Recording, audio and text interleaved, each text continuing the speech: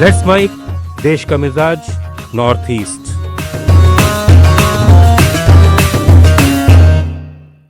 देश का मिजाज खबरें भारत के उत्तर पूर्वी राज्यों से।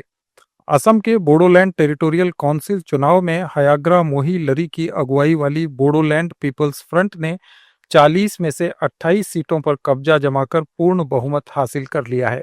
ये चुनाव 22 सितंबर को कोकराझार, चिरांग, बक्सा, उदालगुड़ी और तमुलपुर के 5 जिलों में शांतिपूर्ण ढंग से हुए, जिनमें 70% से ज्यादा मतदान हुआ।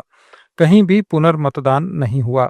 फ्रंट ने पिछली बार के 17 सीटों से अपनी ताकत दोगुनी से ज्यादा बढ़ाई, जबकि सत्ताधारी यूपीपीएल को सिर्फ 7 और बीजेपी को 5 सीटें मिली। 2020 की तुलना में आधी से भी कम। हग्रामा मोहिलरी ने देबरगांव सीट जीती, लेकिन चिरांग दुआर में हार गए। वर्तमान बीटीसी प्रमुख प्रमोद बोरो ने गोईबारी से जीत हासिल की।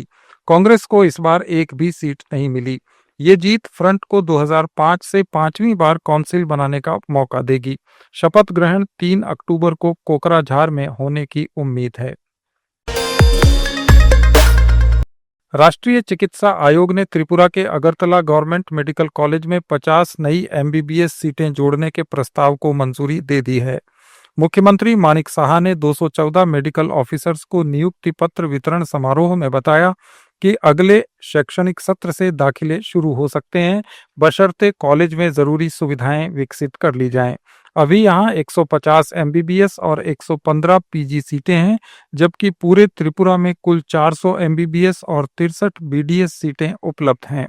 इस सिलसिले में राज्य सरकार ने 214 नए जनरल ड्यूटी मेडिकल ऑफिसर्स की नियुक्ति भी की है, जो सरकारी अस्पतालों में तैनात होंगे। मेघालय सरकार ने 2014 के शांति समझौते की प्रगति की समीक्षा के लिए पूर्व उग्रवादी समूहों अचिक नेशनल वॉलंटियर काउंसिल और इससे अलग हुए गुट एएनवीसी-बी के नेताओं के साथ शिलोंग में बैठक की। उप मुख्यमंत्री प्रेस्टन तायन सोंग ने बताया कि समझौते के 50 से 60% वायदे पूरे हो चुके हैं, लेकिन कुछ मुद्दे संवैधानिक बाधाओं के कारण अभी लंबित हैं। गारो हिल्स में सड़क, वन संरक्षण और सांस्कृतिक परियोजनाओं में प्रगति हुई है और पूर्व उग्रवादियों के पुनर्वास पैकेज भी पूरे किए गए हैं। मणिपुर में पिछले 2 दिनों में सुरक्षा बलों ने 5 उग्रवादियों को गिरफ्तार किया। इनमें 3 विष्णुपुर, इम्फाल ईस्ट और इम्फाल वेस्ट डिस्ट्रिक्ट्स में पकड़े गए। ये जबरन वसूली और खुफिया जानकारी इकट्ठी कर रहे थे। इनके पास से मोबाइल फोन, सिम कार्ड और आधार कार्ड बरामद हुए हैं। 2 और लोगों को असम के गुवाहाटी और मणिपुर में दबोचा गया, जो 19 सितंबर को विष्णुपुर जिले में असम राइफल्स पर घात लगाकर हुए हमले के मुख्य आरोपी हैं। इनमें से एक 1990 से लगातार सक्रिय है।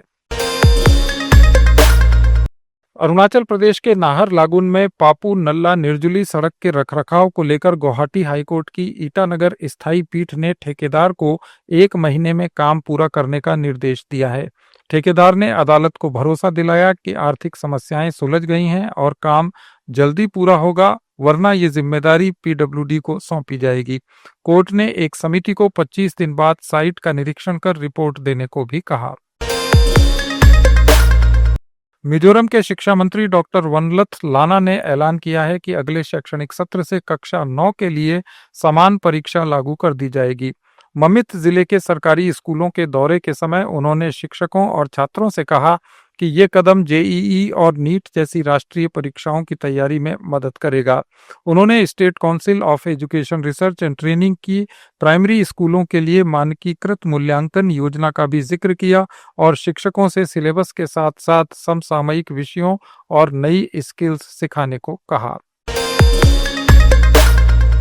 नागालैंड के कृषि विभाग ने कोहिमा में राष्ट्रीय jute board, jute corporation of India और राज्य सरकार के बीच जूट की खेती को बढ़ावा देने के लिए मार्केट लिंक मजबूत करने के लिए 5 साल का एक समझौता किया है। राज्य में 3000 हेक्टेयर जमीन जूट खेती के लिए उपयुक्त है, लेकिन अभी केवल 350 हेक्टेयर ही रजिस्टर्ड है। किसानों को अब बेहतर दाम मिल रहे हैं, जो इस साल 56 रुपये 40 पैसे प्रति किलो तक पहुंच गए हैं। ये थे नॉर्थ ईस्टर्न स्टेट्स के आज के कुछ प्रमुख समाचार। अपडेट्स के लिए जुड़े रहिए लेट्स माइक के साथ।